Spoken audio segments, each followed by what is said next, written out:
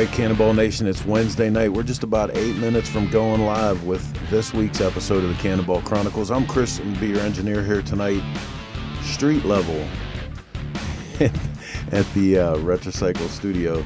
Good to be here with you guys. It's my birthday, so I'll take all the birthday salutations. Lancaster, New York, checking in. Happy decades, Chris, right? 5 decades. Arizona in the house. Indonesia, wow, right on. New Jersey, 197 souls right now. We're going to wait about 8 minutes for this social media crowd to build up, let everybody get a parking spot, a cold drink, and kick back, get ready for this episode of Cannonball Chronicles. Don't go anywhere. 7 minutes, 30 seconds counting.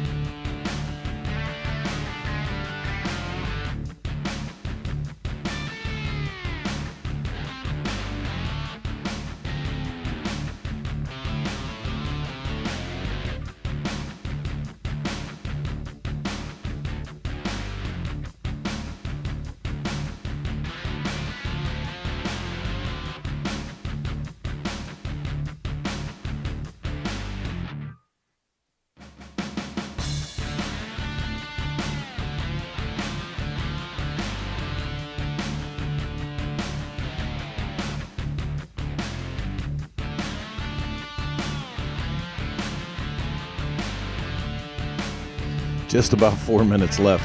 You guys are something else. Everybody's teasing me about being old today. It's okay. I'll take it. I lived. I survived. I made it. Oh, man. So many people wishing us a happy birthday. That's great. Wishing me. Big Apple in the house. Right on. Good to see all you guys. Trisha, Chance, nice to see you here. Broken Spoke Saloon. Right on. Chopper Town. Love to see our Choppertown family from all over the world. Remember to tell us where you're from, and if you're a Cannonball racer, throw your number up there, man, so we can give you some credit. Going live in just 3 minutes. Stick around.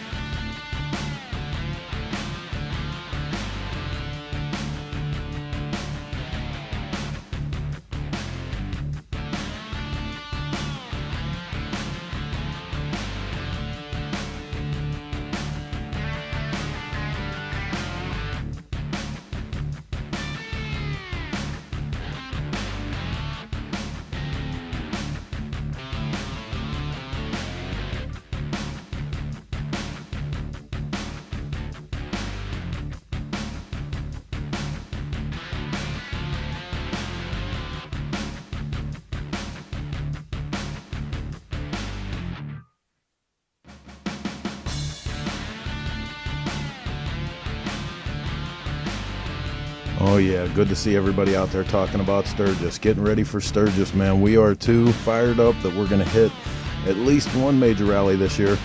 Hey, looks like we're under the 1 minute mark. You know what that means? Time to get it, this thing. Time to get some glasses on, Chris. Jesus. Time to get this thing out of the station, up on the tracks. It's time to go live with this week's Cannonball Chronicles. Here we go.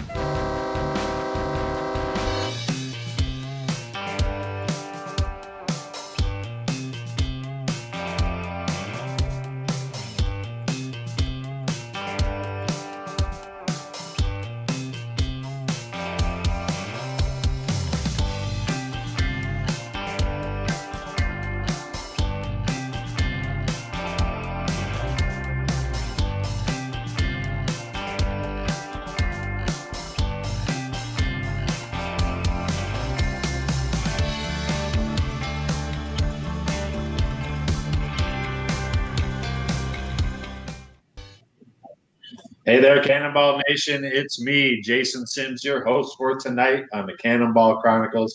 I am joined tonight by my lovely wife, Leanne. Say hey, Leanne. Leanne. We also got our great co-host, Mr. Robbie Nussbaum from Retrocycle in Boonton, New Jersey. What up, Jason, Rob? Jason, nice to see you. Add a little class to your shot this week. Right? Hi, Leanne. How are you? I'm okay. You're okay? I feel tricked. You got tricked into being on the show tonight? I did, yeah. Well, my emails and my texts have been blown up like, hey, you need to bring this girl on. Who is she? Let's learn a little bit about her. Who is she? Everybody wants to know, Leanne. Everybody wants to know about Leanne and what she does behind the scenes. Oh, I mean, that's like a 10-week episode thing on its own. You heard it here. You heard it here, folks. We're going to have a whole episode with Leanne. No. I'm just here to support Jason. Oh, that's nice. How nice is that? So how was your week, guys? Oh, it was great. It was great. I don't even remember. It's flown by so stinking fast since the last show. I don't know. I We don't haven't had a remember. day off. You know, What have we done? we've done a lot. I can tell you that, but I don't know. I couldn't tell you right now what we've done. I can even tell you what I did 5 minutes ago. Well, I know what I've been doing, and it's been very stressful. We're going to downsize Retrocycle a little bit. We're still going to have the same services, but I think I found a new location, and we're going to be moving, and hopefully to serve our customers a lot better. So, Oh, good. Shop warming party. yeah, we'll have to do that. We'll have to do that once we get up and rolling. But it's been a struggle. This mezzanine behind me, behind that pegboard upstairs, is just about empty now. We're setting up a separate eBay thing with a friend of mine, and he'll be selling off a lot of the inventory through eBay. And then we're going to concentrate on engines and transmissions and restoration services. And I'm really looking forward to the next step. Who's there picking you? Doug Watke? No, Doug had an opportunity. He didn't pick me, but I have a friend who is pretty savvy with eBay, and I gave him a lot of the dead inventory that I had sitting around, just stuff I've never been able to get to because we've been so darn busy here. Oh, no kidding. Yeah, so he's going to have some time, and we made a deal, and he's going to sell the stuff off on eBay. So I got somebody here that's kind of upset about it. Well, we'll have to discuss. I already got all the good stuff when I was there last month. Oh my God, the picture just went to hell. The picture went to hell. There's a certain time when the signal stream should like break up. And now would be a good time. Hey Doug, how you doing, buddy? Oh, all right. Little sunburnt, little windburnt, butt sore from riding. A little hail stroke there too. Oh yeah, it's all fun, it's part of it. I wish if we weren't surprised by your appearance tonight, we could have played that video. For those of you who don't know, think the language would be safe for airplay.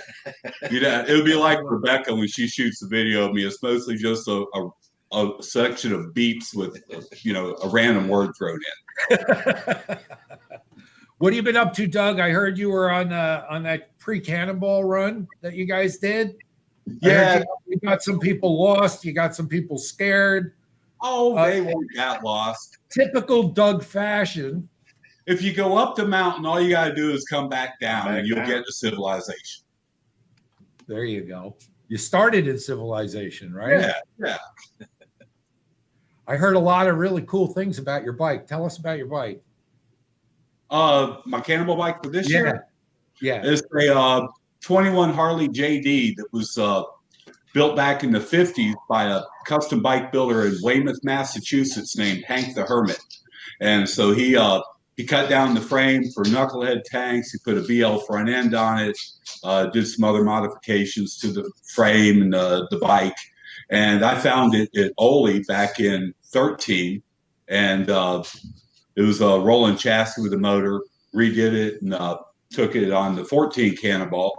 And then I just had Newman rebuild the motor because the first time the motor didn't hold up all that good. I made it to the end, but I had to take a couple of days off to replace the snap crank pin. Oh boy! Yeah, it should be good to go now. I mean, it's good on road, off road, uphill, downhill. So it's got throttle and brakes, so I'm good. Yeah, well, brakes will help a little bit. You don't necessarily need those all the time. No, but sometimes. Yeah, well, as curb to scrub against. As good as those brakes are, I mean.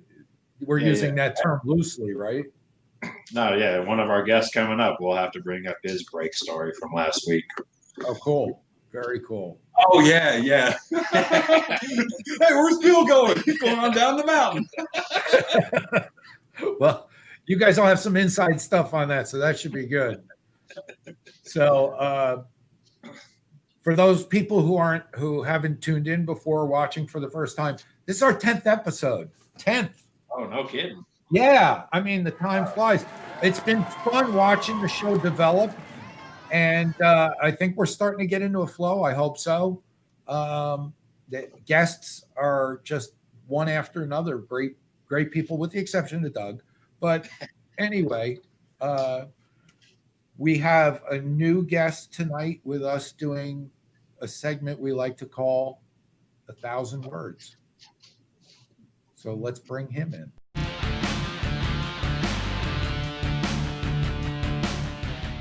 What the hell?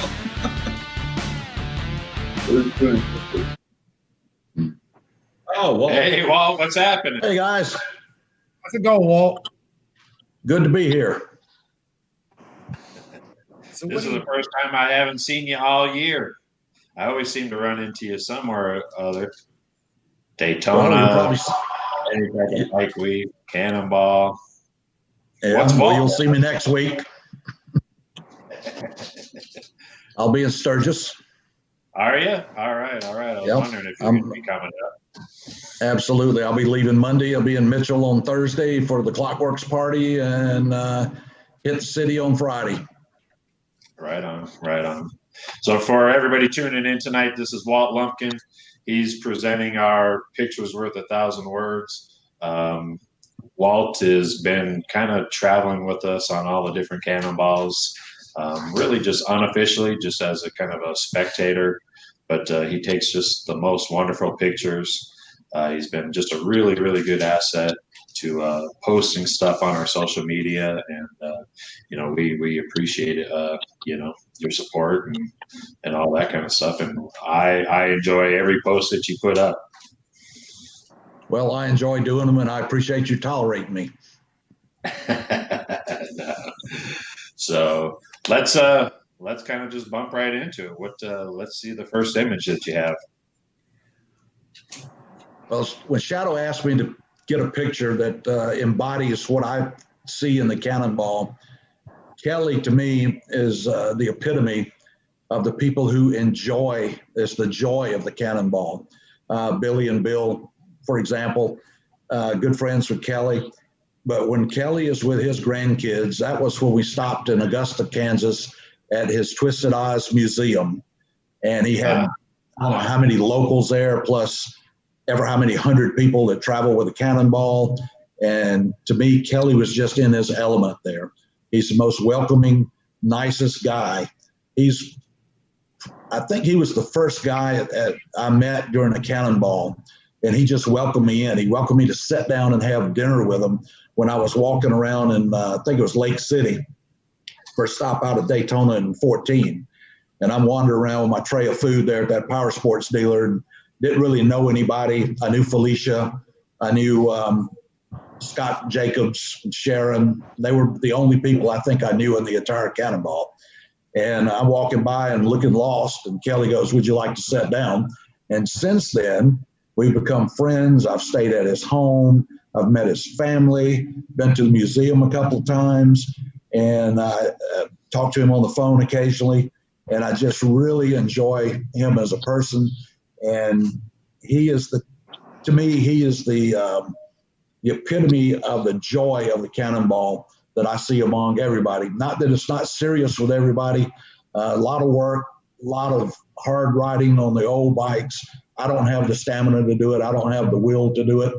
And I think the first one, that night, that before we met for dinner that night, I think Kelly had a wreck that day and crashed his Excelsior and hurt his ribs, if I remember correctly. That's been a long time ago. I've burned a lot of brain cells since 14. But It's kind of coming back to me a little bit. I'm remembering a little bit about that. Yeah. But he is just one of the great people I've met with the Cannonball. And to watch him with his grandkids just brings me joy. Oh, yeah, absolutely. I mean, not even with his grandkids, but with just the general public in itself. I mean, he's not afraid to approach anybody, talk to anybody, join him into the group, whatever. I mean, what a super gracious dude, when it comes to opening up his house, opening up the museum, showing what he knows, all that kind of stuff.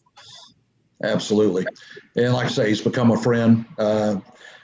He's got a great family. When I visited him in Augusta, I was passing through, and so he takes me in the truck and we ride around, showing me the city and how proud he is of his town. And I'm just proud to call him a friend. Absolutely. Kelly's such a nice guy. I understand that Doug is making some arrangements for Kelly to join him on an upcoming episode. No, That would be me and fantastic. Cole Deister on I think August 26th. I still can't get Kelly tied down. He doesn't like talking, in front of a camera. So we got to get him going, man. We got to get him going. Well, Cole, speaking of Cole, I'll be at Kelly's. I can be at Kelly's the following Wednesday, maybe. So maybe I can get him to get on that. you know what? We'll bring you on, and then you'll just spin the camera around. And, Yeah. We'll There you trap him. Yeah, trick him like Jason did Leanne.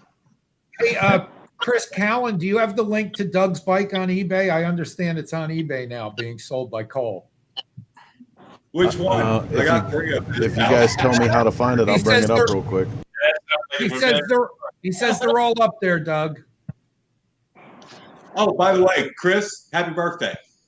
Yes, happy birthday. Oh, thank you, brother. Appreciate Absolutely. it, man. Good to see your face. Happy birthday. I put a funny picture on your page, but it's all private where I can't do that. So on your Facebook page, Well, I was kind of and I think my wife, just for you. I think my wife gets the award of the day for funny pictures about my birthday with the picture of the ARP shit.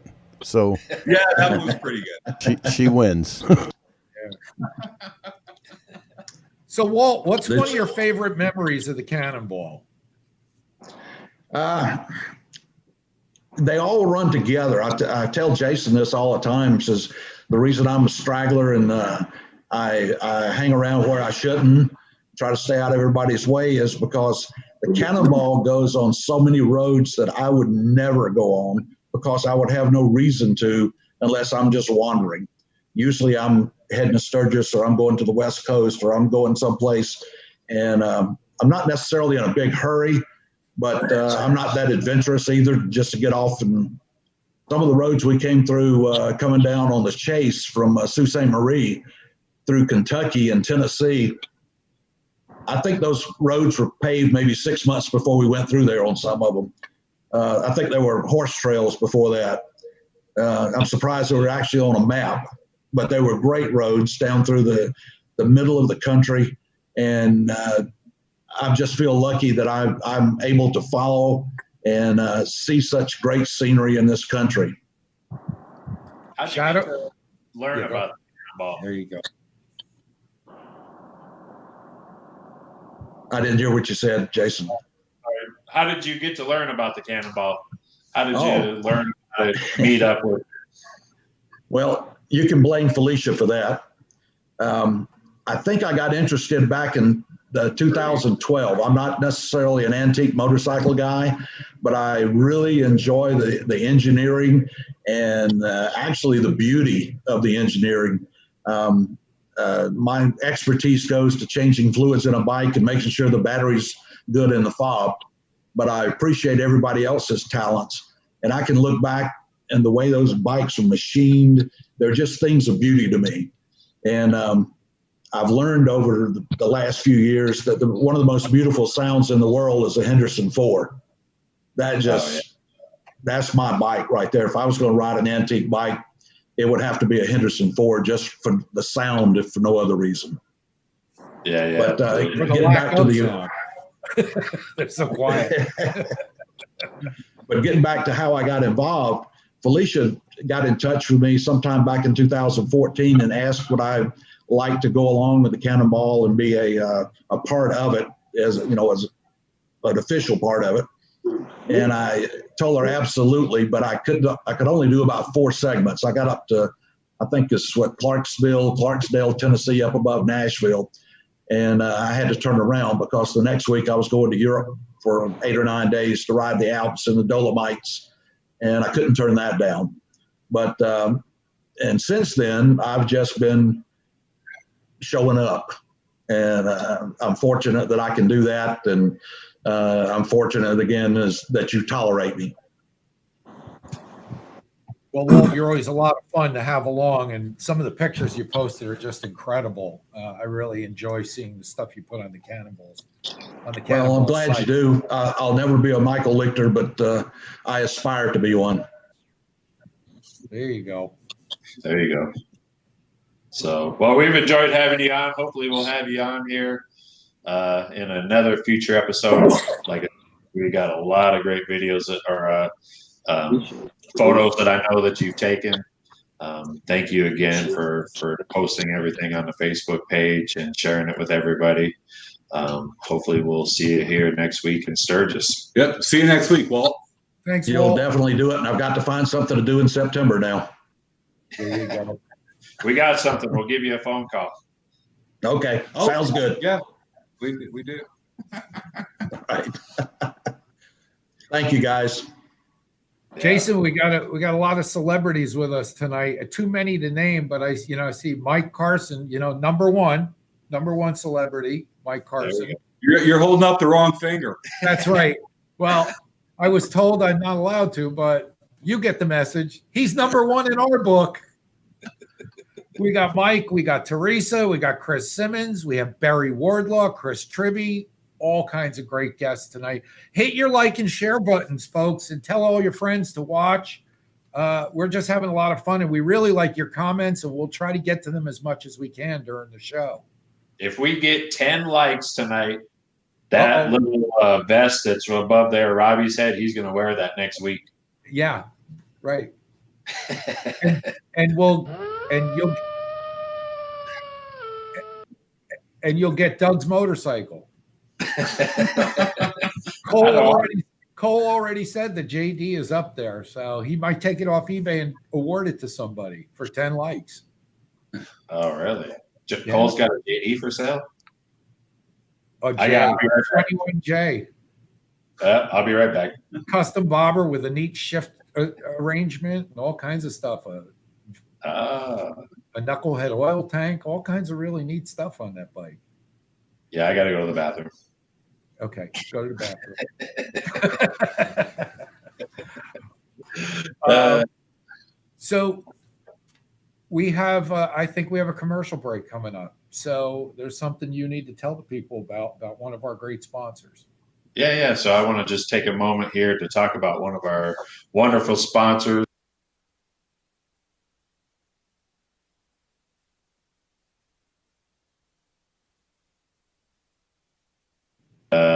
Everything on there. Great company, been in the United States since 1974. When you make an order with their product, he ships them out the same day, if not the next day. Many beautiful colors. Put these things on your license plates, put them on your saddlebags, put them in your ears, whatever you want to do with these things are badass. So, here they are, these beautiful jewels. Look at that. Beautiful. Look at it. Even got it in Dougie's ear. Wrong finger, Doug. They're great. So we had such a success last week of doing a little bit of a giveaway. I reached back in and found 2 more sets in my personal stash. So again, if you go to www.cannonballstore.com, which is the motorcycle cannonball store, the first 2 people that make an order tonight, I'll throw in a set of Red Fox jewels out of my own personal collection. Wow. Nice. What kind of deal is that, huh? You can't give it that. back. And I'll send you a cool set. So again, first 2 orders, I'll send you a great set of these to put what on was your that bike. Website? Beat Doug.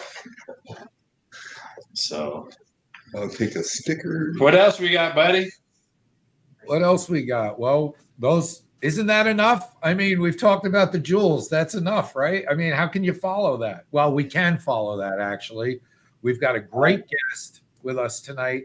He's going to be a first-time cannonballer and a previous motorcycle chase rider He's got some interesting stories with that. So why don't we bring in our first guest? Let's meet the racer.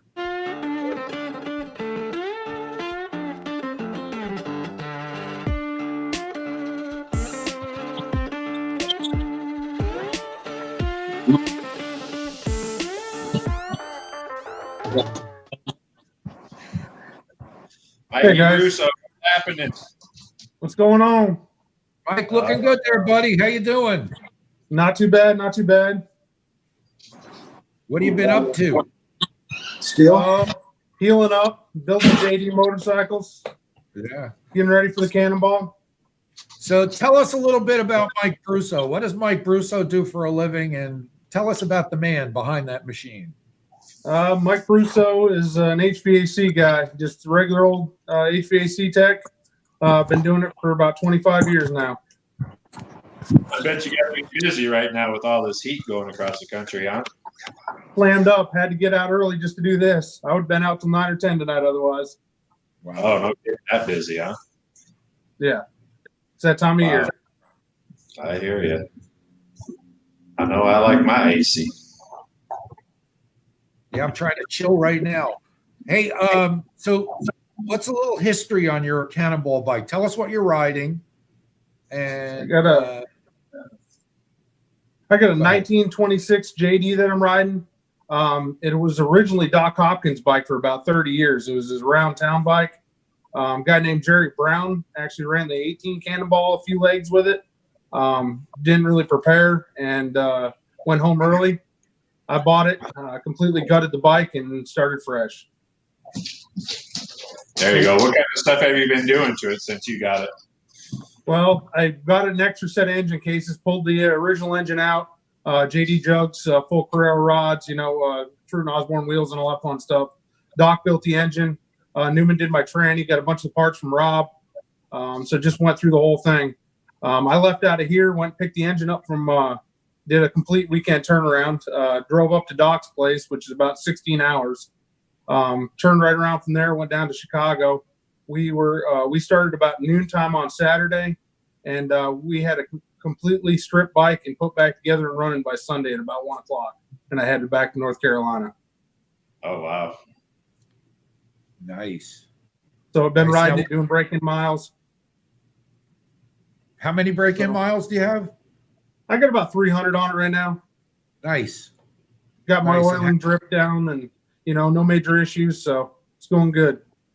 Good. I mean, talking about some of the parts that you put in there with the JD jugs and the Gorilla rods and all that, it sounds like that thing should be bulletproof.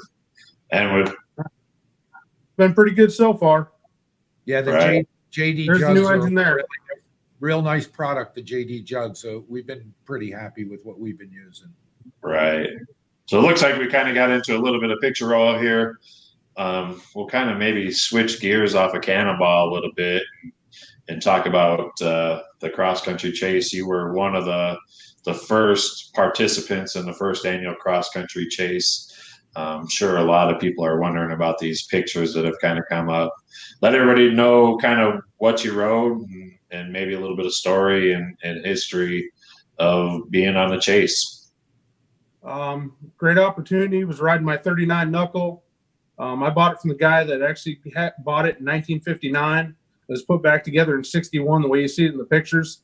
Unfortunately, that paint's no longer on the bike, but it was a great ride.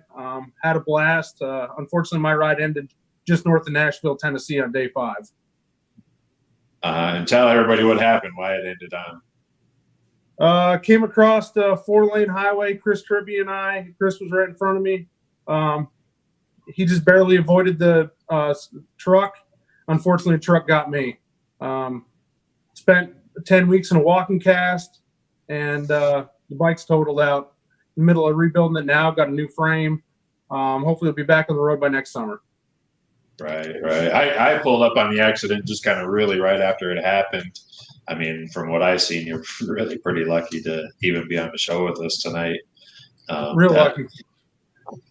But, I think we got a picture of some of the carnage that happened on that thing. And like I said, I mean, you were in good spirits. I mean, the craziest thing I've seen, and, was you on the ground 5 seconds later after being hit on Facebook Live, telling everybody, I'm all right. I've been in an accident. My bike's fucked, but I'm all right. You know, just nobody's even there yet. No, nothing. I mean, it's one of the craziest videos I've ever seen. Yeah, I knew my family and friends and everybody were going to hear about it right away, so I figured I'd get on there and let them know I was all right. They kind of shuffled me out of the hospital there really quick and didn't do a very thorough job of checking me out, I guess, because when I got back to the orthopedist, I ended up in a walking cast for 10 weeks and healed for a lot longer than that. But it's all back to normal now, and we're good to go. Good. All healed up, ready. Yep, ready to ride. Heck yeah. And he made it to the finish. Yeah, he did. He showed back up the next day. Never complained. Hobbling around on crutches, couldn't keep him down. Robbie, there's no crying in cross-country endurance runs. Of course not. Oh yeah, there is. I take that back. I have seen some people cry. Why was Doug crying again? Not in front of anybody, no. So, hey Jason, I think there was a tear flowing the next day when I saw him load that bike on my trailer. Yeah, right. That's right. Yeah, Mike, what are some of your anticipations about competing in the Cannonball coming up? I'm looking forward to it. Of course, I know a ton of the guys already. You know, the Carsons and you guys, and you know the regular culprits. Looking forward to hanging out at night, working on the bikes, and just a great ride. Cool. That's a picture of your Cannonball bike right there. That's right after we got it running. Great. And I got some notes about 24-hour turnaround. What can you tell us? We picked it up complete. I picked up the engine from like I was saying, I picked up the engine from Doc, and we ended up coming down to John Smallwood's, who's my crew chief. That's his shop there.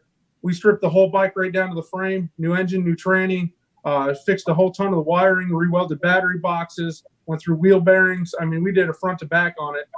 We started about noontime on Saturday. We had it running about 1 o'clock on Sunday with about 2 hours sleep. Wow. Cannonball training. There's a comment in here from a Bud Blair. What can you tell us about Bud Blair? Do you know him? Buddy Blair's the president of the local AMCA chapter I belong to. He's a good guy. He runs he's got a 42 knuckle trog bike. Nice. Carson says you're a tough dude. That's coming from the old tough dude. Yeah, from an old tough dude. You said, right? Yeah, right on. Okay. So what do you got planned for now? What will be a year from now? You know, obviously we were supposed to be prepared coming up here in the next 60 days, but with everything being pushed out, what does the rest of 2020 bring for Mike Bruso? I found a really cool 47 Nuck chopper a few weeks ago. I'm messing with right now. It's built in 71. I bought it from the guy that built it in 71. So it's a little 47 EL. So I've just been playing around with that. Oh, cool. Well, you know, it's Chris Callan's birthday, and he always wanted a knucklehead. Can you do anything about that for him? Yeah. He can make sure that I still want a knucklehead. I give the payment book along with it. Tell us about your team name. We're Team Bar. You know, you got the big guns out there, and Jake Martin and I are Broke Ass Racing. Say that again? Broke Ass Racing. Broke Ass Racing. Beautiful. Yeah, it's myself and Jake Martin. I'm an HVAC guy. Jake's just a concrete guy. You know, we partnered up, doing the best we can with what we have. And, we're going for it. Heck yeah. So cool. Team BAR. Nice. Yep. I think you guys will make a good team. You know, Jake and Ginger, they're great people. I know you're a great dude. I think you guys got some great personalities together, and I'm excited to kind of see what you guys do. Yeah, we're both running late JD, so it'll be good. He's running 27 JD. I'm running the 26 JD. So we'll have a lot of interchangeable parts in the trailer. You know, can share tools and everything. Should be a good time. Yeah, absolutely. Have you done any kind of modernization to the bike? We know what you did to the engine. What about the bike, the brakes, anything like that? Lighting's got LED lighting. I got a divorce 12-volt system on it. So the only thing I'm running off my 6-volt is just my coil. That's in that battery box behind that little military battery ammo box is actually my battery box for the 12-volt. Nice. As far as brakes, still a stock rear brake, but it's actually got an add-on factory accessory JD front brake. So I do have a front drum now. Nice. Nice. Looks like the thing will do some wheelies. I don't know about wheelies, but it's riding good so far. Now, had you ridden My the goal, bike? my goal for the Cannonball is to keep both tires on the ground. And full of air. And full of air. What was it like going from your other bike, from the Knucklehead, to ride this? Was it just from the 39 to a JD is a big, yeah, it's definitely a different, especially the transmission. Granted, my 39 tranny was horrible, but I had pulled it off, put a 42 tranny in it, a regular 4-speed, and they're pretty smooth. You get on that, the 3-speed's really clunky, so that's a big difference. And obviously, that strap rear brake is a big difference. Shadow just commented on social media something about, and I'm afraid to ask, but something about underwear. Underwear, we can ask Tom Banks about that, but this is a perfect chase story. The big thing with the chase is all your tools, parts, clothing, everything have to be on your bike. Well, we pulled into southern Georgia there and met back up with everybody. The only stop we missed was Chattanooga. Pulled back in with the bike, the trailer on crutches, hobbling. Tom Banks comes up to us and says, "Hey, can I get a ride to the store? I'm out of underwear." I said, "Man, I just happened to mail a package of underwear to the front desk. Why don't you just go grab them? You can have my underwear." So there's actually a great picture of me giving my underwear to Tom Banks and Jody Parawich just looking at us disgusted. You got to do what you got to do, right? Yeah. So, yeah, Tom's got my underwear, if you ask him. You think he still got it? Oh, heck yeah, he saved them. I guarantee it. That's great. Well, we're gonna move. We gotta move on with the show. But Mike, we really enjoyed having you on here. Some great stories, and I'm sure you'll come back with some more as we get closer to the event. But I want to thank you for coming on with us tonight. This has been great. Right, Thanks, Rob. Thanks, Jason. You bet. Hey, before we get out of here with you, Mike, tell everybody out there where they can follow you. I think you got a Facebook page set up for a Cannonball Journey. Got Mike's Cannonball Journey Facebook page or just Mike Bruso on Facebook. I do a ton of live feeds. I do updates all the time. We got our T-shirts on there. You can get them from myself or Jake. We got team shirts and the Mike's Cannonball Journey shirts and hats. I try to keep everybody updated on the progress. Excellent. 75th day. Yeah, how about that? We're almost famous. Thanks, Mike. Thanks, Have a Mike. good one. Thanks, guys. Good to see you, Have a buddy. good night. Should we do that little thing with our pay the bills type of thing and run into a commercial break? Yeah, and then we'll come back and talk with Doug for a couple more minutes and bring on our next guest. How's that sound? Perfect.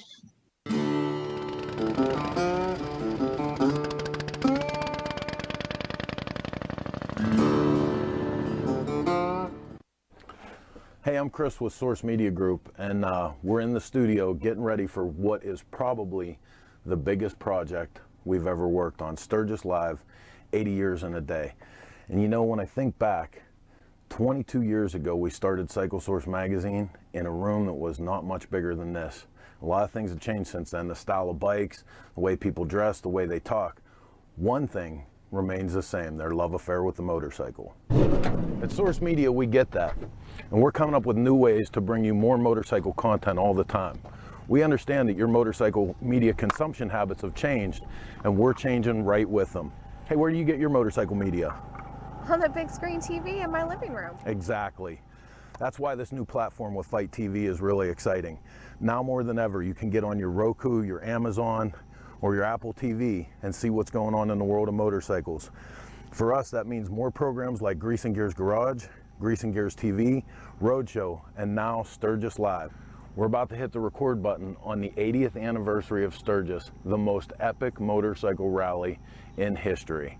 Not just that, this is the tale of the enduring pioneer spirit of people who leave everything behind them to look for a little bit more out of life. August 19th, 7 p.m., go to Fight TV, go to CycleSource.com, get your buddies together, host a garage party.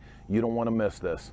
We're going live with 180 minutes of everything that happens in Sturgis this year. The parties, the bike shows, the bands, everything that we can capture, we're bringing to you. Don't miss it. Sturgis Live, 80 years in a day.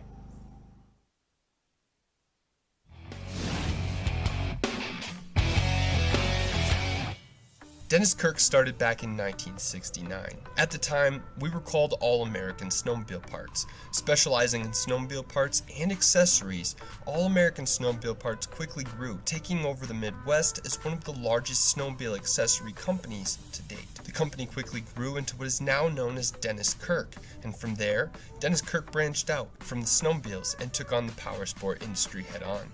Diving into everything from watercraft, ATV, UTV, dirt bike, and motorcycle parts, while staying true to the original roots of its snowmobile heritage.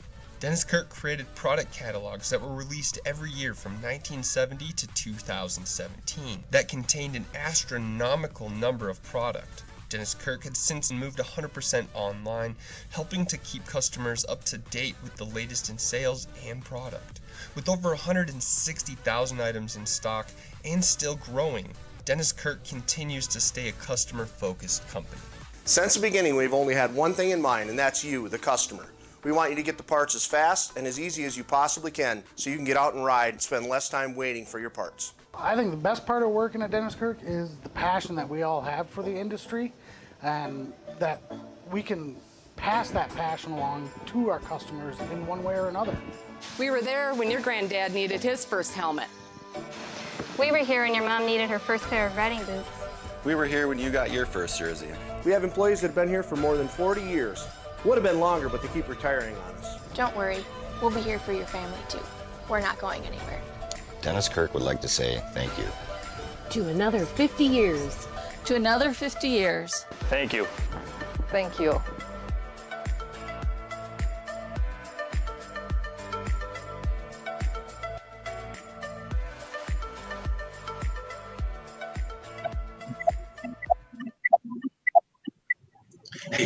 Hey, we're back. Look busy. I was just checking on our little Red Fox giveaway. So we got a couple winners. You big dummy. When I figure out what my password is, I'll let everybody know who the winners were of the Red. I got to tell you, I'm looking during the commercial break. I was looking at some of the social media chat. It's unbelievable how many people are out there and engaged in this. It's great. You know, I see a lot of familiar names. I see a lot of new names. I see names from the other shows that are on Source Media. It's really cool.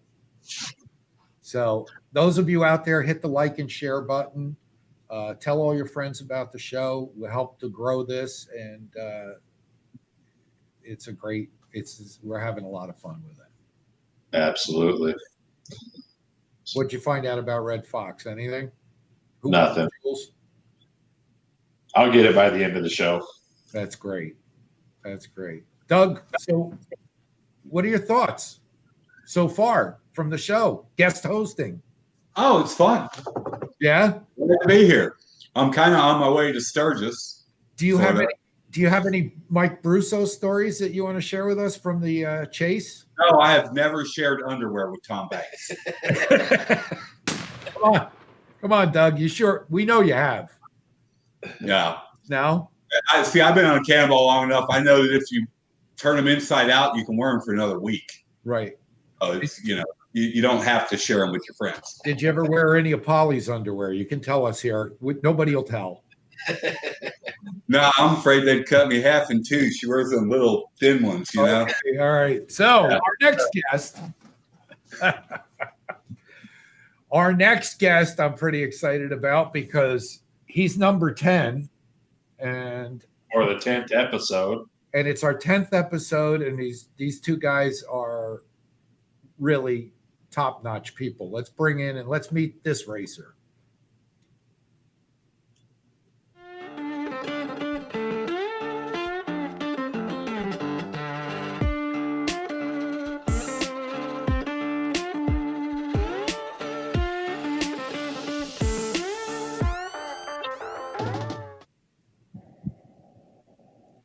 Oh. Look at those guys. Look at those guys. The barn guys. Hey, Bill, did Billy steal part of your beard? I did. I glued it on. What happened to the other part, Bill? Billy? Kind of was Amish, doesn't he? You were going too fast? I just keep cutting part of mine off, and he keeps taking it. So tell us a little bit about the barn guys, about you two. What's your background? What do you guys do? And give us a little insight on Bill and Billy Page. Well, wait. Before you start, who's Bill and who's Billy? I'm Bill. Young Billy. Young Billy. We this guy right here and me have been doing motorsports since he could barely walk together. And I started building barns when he was in probably junior high. And he started working for me in high school, and we kind of just got together. He stayed with it. He went to the military for a hitch and worked there for a couple of years, then came back when he got all his time in and decided he wanted to work, just go ahead and work the barn guys, which was really good for me. I always said if I had 3 or 4 more sons that worked as hard as he did, I could have retired 20 years ago. That's great. But that's the story of the barn guys. We build barns, we love it, and we ride old motorcycles. And that's your team name? The barn guys? Yes. Yep. Yeah. Basically, we got a couple people joining us this year, though, that want to ride with us. So we're expanding our team more than just 2. Who's on your team? Well, Dave Minerva's going to ride with us. Oh, Dave. Dave. I was on a team with him in 2018 with him and Chris and Pat. Yeah. Dave is a great guy to have on your team. That's exciting. Dave is a great guy. I bought the 15 single cylinder motor from him when I built it in 2014. And you were in so that's class 1 on the motorcycle Cannonball. So that's single speed? No, I was in class 2. It was a single cylinder with a transmission. Oh, okay. Yeah. And what was that experience like? It was pretty amazing.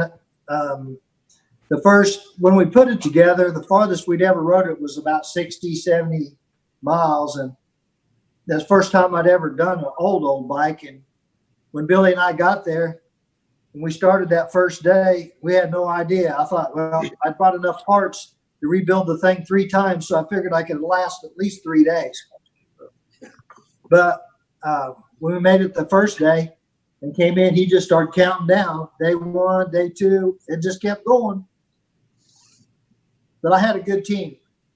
Good team. Couldn't have done it without him or my friend Eric. Who was your crew chief? Eric Erickson, lifelong friend. Nice. And Billy has been with you on how many Cannonballs now? 2. Did the 16. Yep, I tagged along on the 16, just kind of helping wrenching, and then we rode the 18 together. Right. And on the 18, you guys made every single mile together, correct? Side by side? Pretty much. I lost about 60 miles one day for a $3 capacitor in the mag. And I think Doug actually helped us get that going that night for the next day. Yeah, that was that was unbelievable. I couldn't tell anybody the experience of that. Riding side by side with your son all the way across the country. Not Doug fixing the bike. Doug does that all the time. I got to tell you, Doug is probably one of the best I ever seen fixing bikes on the side of the road. I watched him on the Chase and the Cannonballs, and he's pretty damn good. Half the time, I think he breaks it and then fixes it and then makes himself look good fixing it. You're damn right. Whatever works. I'm almost going to agree with you on that, Jason. He likes to show the MacGyver fixes. Anybody keep an eye on Doug at night and where he is and what he's doing? Very sneaky. Oh, you're right. You guys are, check the battery lead. That was on top of the mountain. I think he called that one.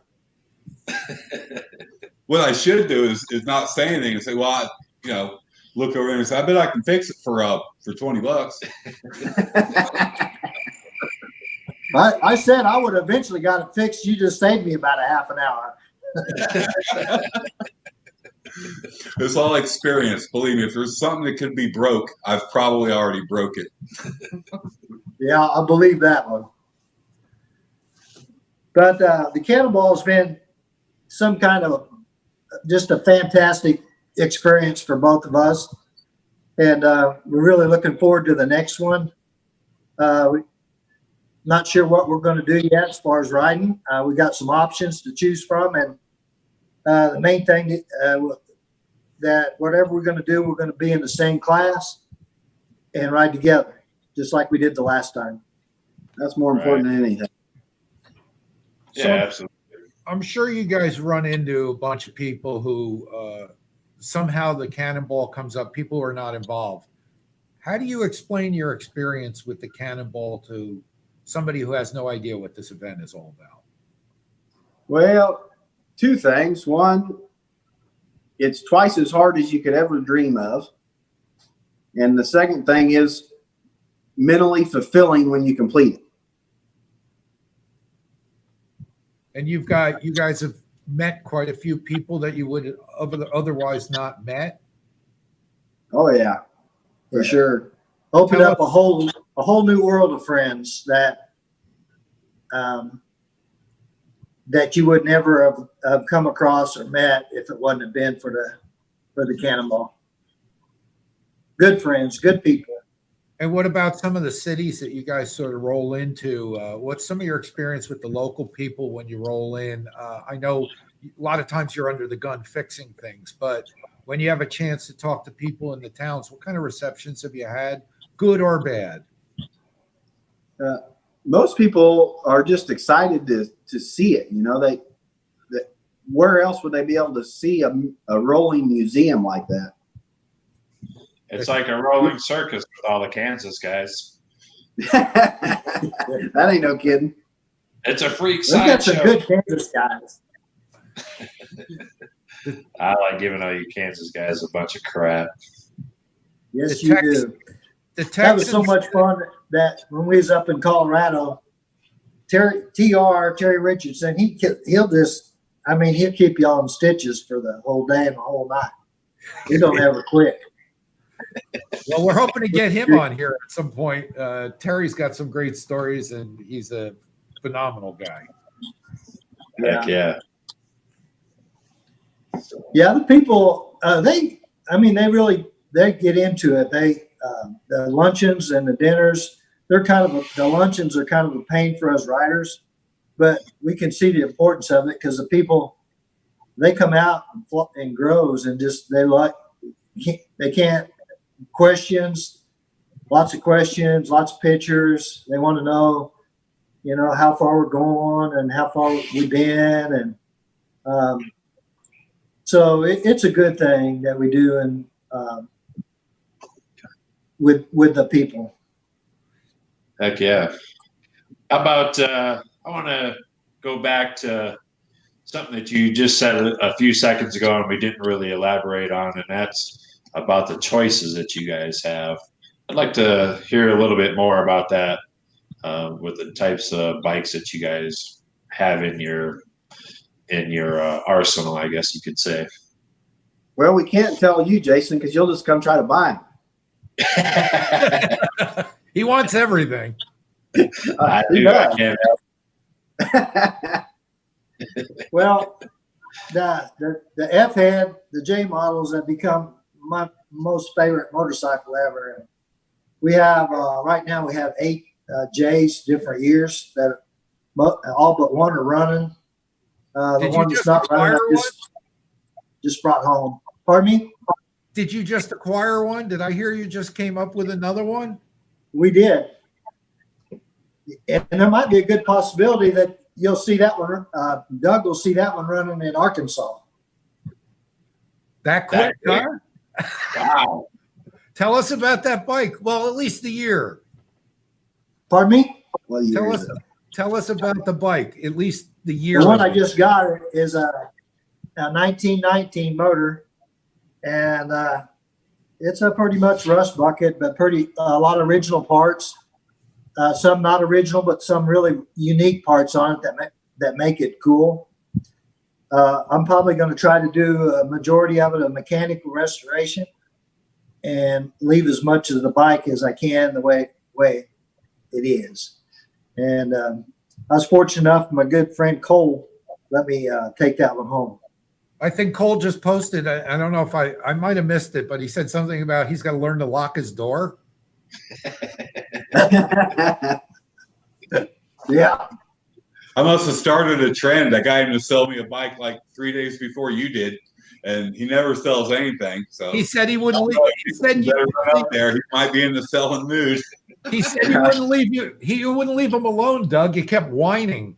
He had like a dozen VLs, and I didn't have any. And to me, that's just not friggin' fair. And I said, I don't care which one it is, pick one and sell it to me. And he did, and then we're both happy. Well, I'm happy.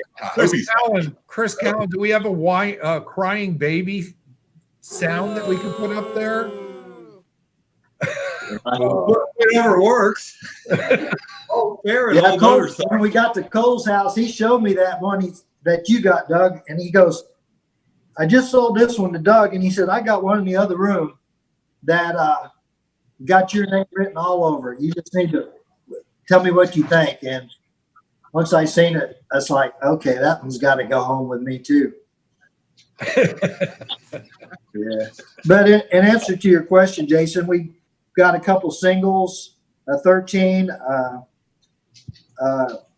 2 15s. We're going to get those prepared and running. And then depending on what happens next year with all that, we're either going to ride a couple singles or we're going to ride a couple twins. There you go. Tell us about have options. Tell us about the difference of riding one versus the other, preparation wise and actually doing the event. Because now you've done them on both. Billy, have you ridden a single, or did you just that twin the one time? So I've only competed with the twin. I've rode a single, and night and day is all I can tell you. Okay, so what would be some of the differences and challenges of riding the single versus the twin? So when you're riding a single, you're literally working all day. You're just not sitting riding the machine. You're working to keep the machine going. Maybe not mechanically working on it, but rider working on it, laying on the tank, sitting up, walking up hills, pushing down hills. It's just your body movements have to work with the machine. You just can't sit on it. And Bill, you rode a single through the Rockies. Is that right? Do what? You rode a single through the Rockies? Yeah, the 15 single sitting behind me here will show part of it there. This is my baby. This bike took me over Wolf Creek Pass. And it was chugging in first gear, but it made it over all the way. The thing about the single is that you have to anticipate every hill. And you can do a hill and you can do wind, but you can't do a hill and wind without a lot of work. And let's talk about brakes on the single. What was that like coming down out of the Rockies? I didn't have any brakes that day. So I used my transmission most of the way. I'm good at I'm getting experience of riding J's without brakes. I'm gonna call you Bill No Brakes. Bill Flintstone. Right. So on the second day of the 18 Cannonball, my strap brake broke on my 16 twin. We were probably 50 miles in, and we pulled over, and Dad told me, he said, well, if you know you don't have a brake, just ride like you don't have one. Let's go.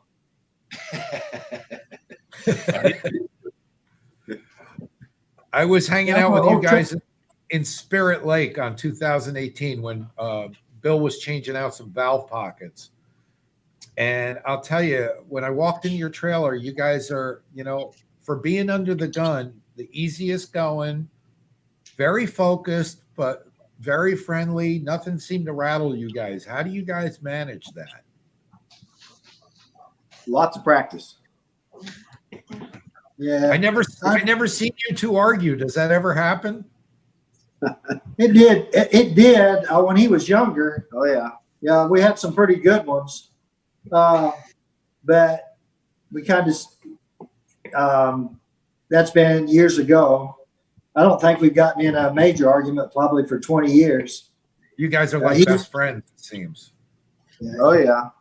We've been doing some sort of motorcycle activity together since I was 4 years old. You know, as the years progressed, the activity changed, but the motorcycle was always involved. Yeah, there's been motorcycles at my house since he was born, before he was born. I've never spent a day in my life without one. Are you guys competitive between each other? Nah, I let him win all the time. No, I don't think we are, Jason. I know that the day that we had there was a magneto problem on his that day on the 2018 Cannonball, and we were at a different motel than the start, and I couldn't quite figure it out. I knew it was in the mag. I wasn't sure. I kind of had an idea it might have been the condenser, but we couldn't get his to fire that morning. And the hardest thing that I had to do was leave that day. We talked about it. If I did took my parts out of mine to fix his, then we both probably would have got gigged. So I was down with a couple minutes of when my class was supposed to start, and I was like 2 or 3 miles from the other motel. And I finally said, okay, just keep working. If you can get it started, go. And I had to leave. That was the hardest thing I had to do, is leave him that morning. Cole wants to know about your sand dragger, Billy. Yeah, so we probably did a good 10 or 12 years of sand drag racing. You know, it's kind of 10-foot long, stretched out, custom built motors. Pretty wild time, pretty fun. He was 7-time national champion. Oh, he left that out. Yeah. Yeah. We, for that, probably 10 or 12 years we did that, we traveled from the West Coast to the East Coast and everywhere in between about every weekend. For those tuning in, what is a sand dragger? Well, so basically it looks like a quad, but narrow and long. Yeah. The last one that we built, the last class that we rode in, was a 2-stroke motor, about 1,300 cc's. We were given a 50 shot at NOS on each cylinder. It was a 2-cylinder. And that thing would go, they actually raced 100 yards in the sand. And that bike with him on it did that 100 yards in 3.1 seconds at 101 mile an hour. Wow. Well, that sounds like fun. I want to ride one of them. Dang. Did I hear dang? Yeah, so they were fast. you know, once you Hook up. drop the rev limiter, you didn't have time to think. I mean, in 3 seconds, you were the length of a football field and going 100. I mean, once you started, it was over before you even knew what was going on. Wow. Bill, what was your first bike? My first street bike that I had was a Suzuki 185, and I was in high school when I got that. I rode it every day, and then I kind of graduated up from that, and I got a Triumph 500. And how'd you get involved with antique bikes? Well, I started kind of going backwards. I'd already one of the bikes that my wife and I always rode, and I had kept it since '87 was an '87 Ultra. And then I think in the '90s, I started kind of going back to my early days when we used to do some choppers in the '70s. So I got built a shovel head back, and then I found a pan head. Then Doug actually found me a knucklehead. We found it for Kelly, and Kelly didn't want to go get it. And then he told me about it, and I went and got it. It's a great bike. But so that kind of just progressed. But I'm glad Bill got it. He owes me one now, so he's got to find me something one of these. I keep telling you, you should have went and got it. Oh, I know. I already got one, though, and I'm a one of each kind of guy. I don't want to collect every knucklehead or every pan head. As long as I got one each, I'm good. So I want to know, other than the Cannonball bikes, what's on the Barn Guys lift right now? Yeah. So I got a 49 Pan on mine, and he's got a 15 single on his. You don't have the what did he ride in Colorado? What year? 24? That was the 21. 21? With 21. that fancy disc brake rear end. That didn't work very well. Yeah, I put that disc brake on there because it was going to work really good, and it didn't work with the shit. But I didn't have it set up quite right. Paradise Pass or something. Yeah, it was like 9,000 feet. And so I pull over, swing off, take a picture, and Bill's behind me, and he just keeps going on past me. And I'm like, where's Bill going? No brakes, Bill. I couldn't stop. Billy, no, as far as on our agenda for Billy does a lot of trucks and cars, hot rods, and I'm thinking about doing another one of those myself. I got something I can send you if you got some time you need. What's that? I got a couple of trucks I can send you. Huh? I said I got a couple of trucks, 5-window Chevys. Well, the problem is if you send them here, that's 10 swaps for me. The problem is if you send them here, they got to stay here. They can't go back to you. Well, they can stay till you're done with them. Yeah, otherwise I was going to want to get in on that deal too. Right. Yeah. Hey, Billy. John Bartman asked about disc brakes. Yeah, so that's a good question since we were talking about it. John Bartman from social media, who is also a Cannonball rider and a chase rider, asked a great guy. Brakes are allowed in the rules, and yes, they are. So we do allow for. We promote upgrades. safety. Exactly, but they have to work. Yeah. If they don't work, See, no accident. Didn't have good working rear brakes. So yeah, it's okay. John is a great guy. Yeah, he is. Oh yeah.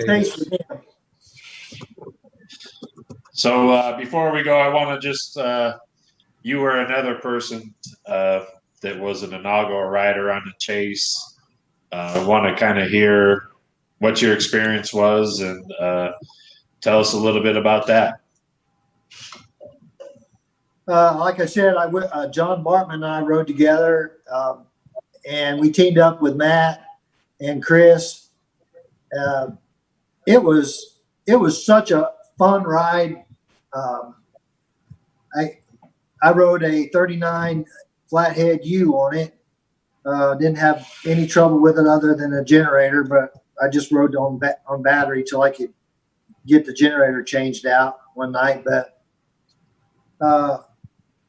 it was a great experience. I think it gives a lot of opportunity for a lot of the guys that don't have an older bike to be able to experience what we did in the Cannonball to some degree.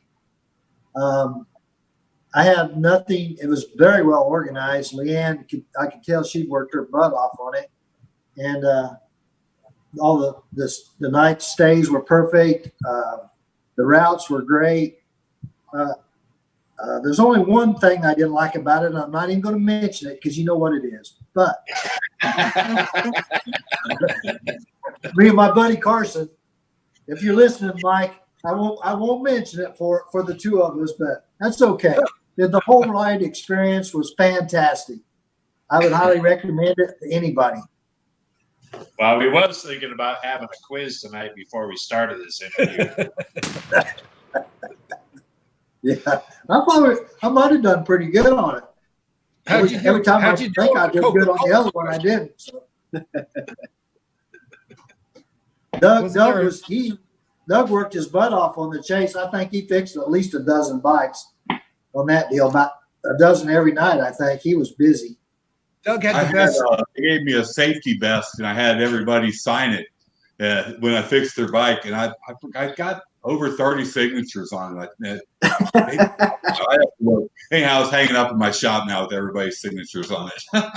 It was high yellow, and now it's just black. Yeah, it looks like a chicken stepped in an ink pad and ran around on it. Doug, you had the best score on the quiz, didn't you?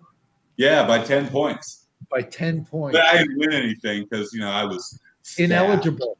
Yeah. You were infected. Yeah, next year, though, I'm going to kick ass.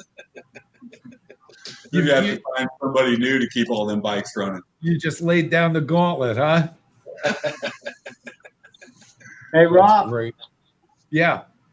One of my favorite pictures from the 18 Cannonballs that morning that you had the number 10 shirt underneath your other shirt. And you kind of peeked that out so I could see that you was wearing number 10. I love this shirt. That was a good day. It was a good day I liked when I had you guys holding Gumby.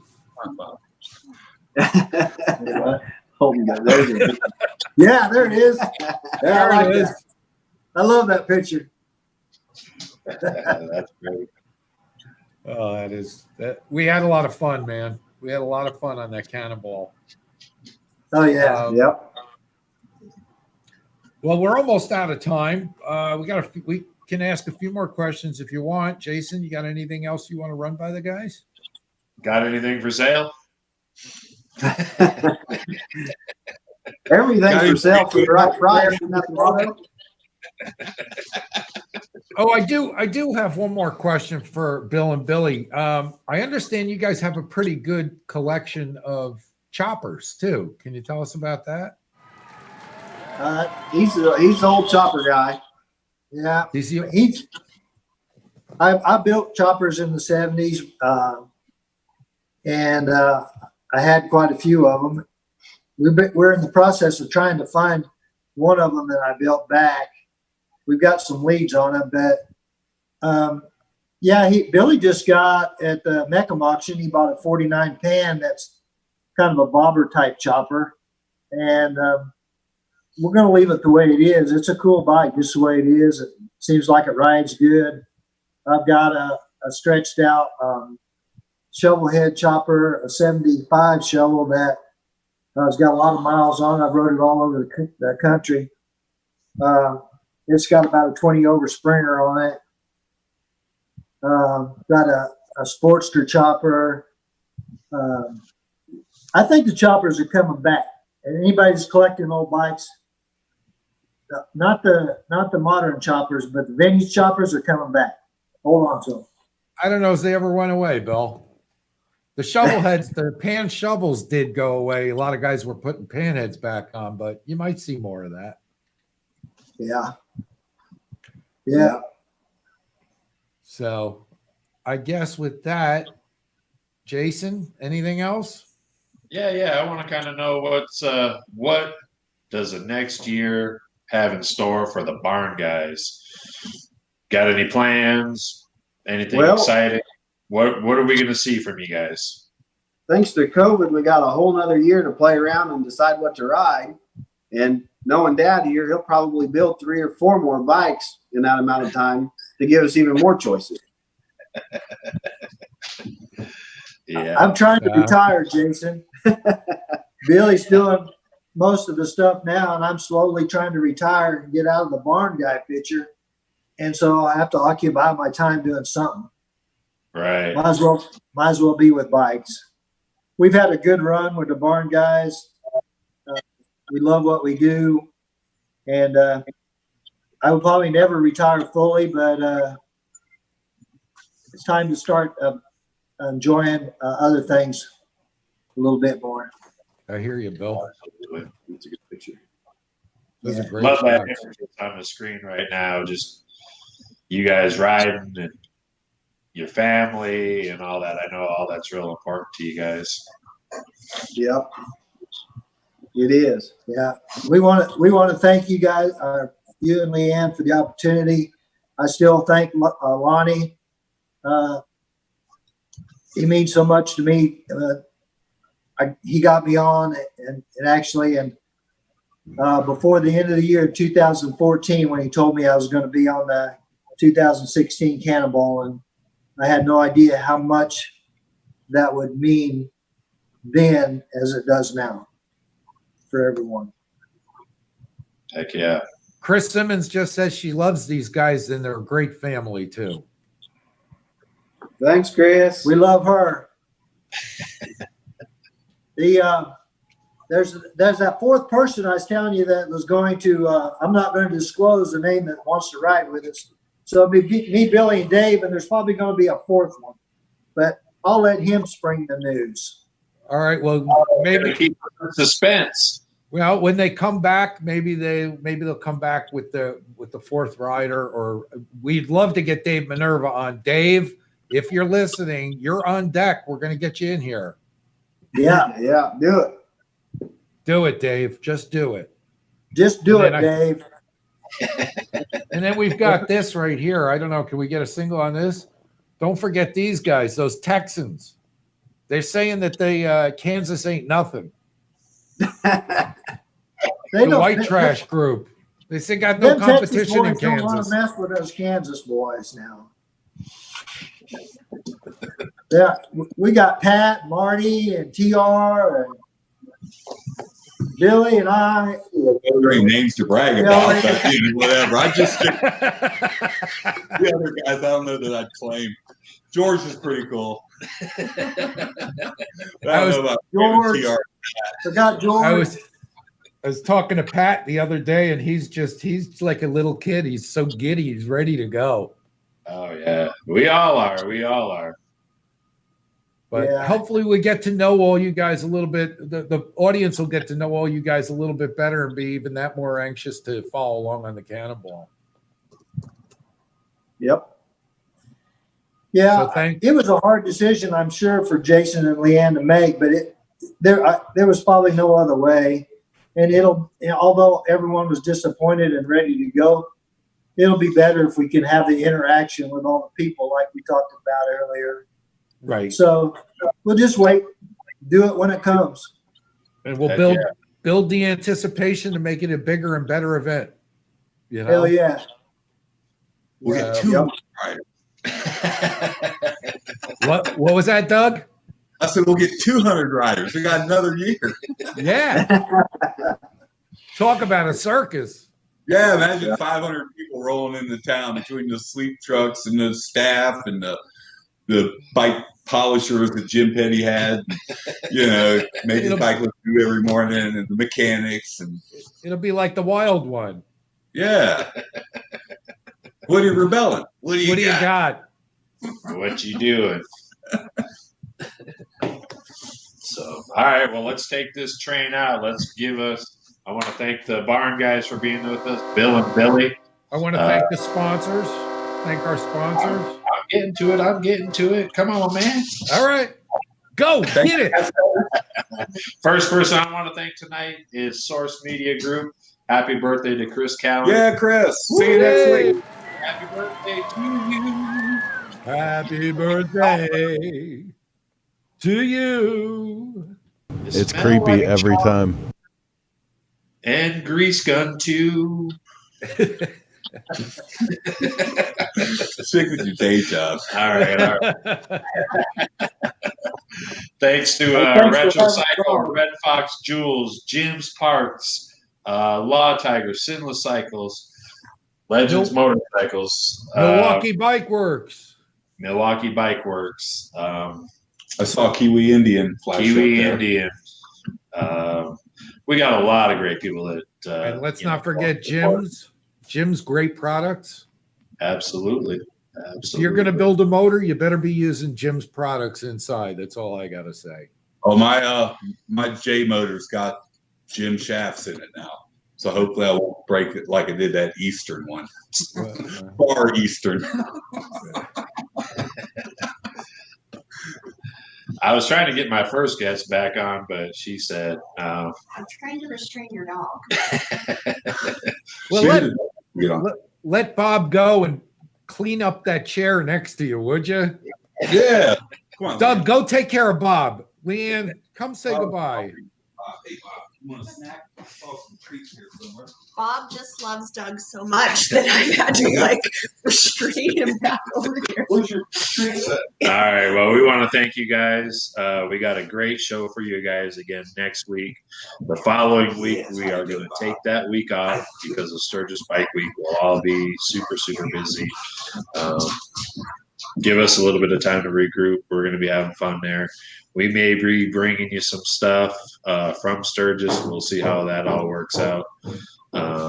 Anyway, thanks for tuning in. Mike Bruso, you're great. Can't wait to see what you guys are doing. Barn guys, all that. Thanks for everybody that's chiming in and commenting and sharing the program. If you got any questions, comments, concerns, recommendations for us, reach out to us. We just want to bring you the content that you want to see, and that's all I really got. You got anything last parting word, Robbie? I want to thank everybody for watching and tuning into live television, the new age.